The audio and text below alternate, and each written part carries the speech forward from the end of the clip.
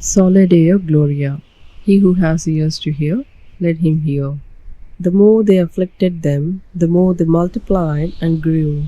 Exodus chapter 1 verse 12. When the children of Israel were fruitful and increased abundantly and multiplied, the hearts of the Egyptians grew weaker, for they could not prevent the blessing of God upon Israel, and they feared Israel might defeat them mightily. So they thought to increase forced labor by afflicting, starving, and murdering their babies with their wicked schemes against deity and humanity.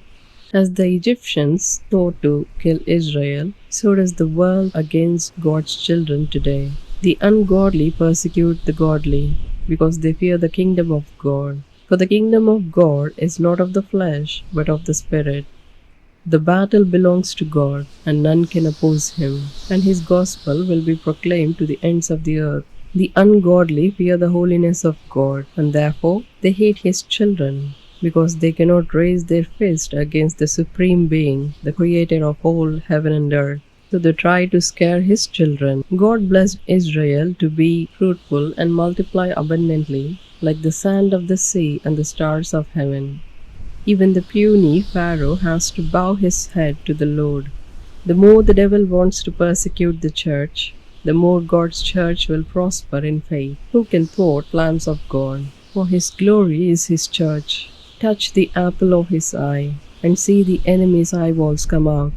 Because God is sovereign, and he is our strength and refuge in the midst of all darkness. The light shines brighter and brighter in the darkness, blinding enemies' eyes. Because Christ is the light of the world. And the psalmist says, "Why do the nations rage, and the people plot a vain thing?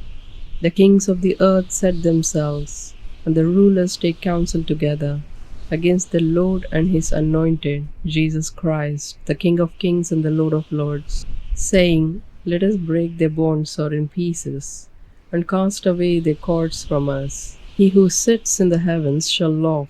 The Lord shall hold them in derision. Then he shall speak to them in his wrath, and distress them in his deep displeasure. The more they afflicted them, the more they multiplied and grew." Exodus chapter 1 verse 12.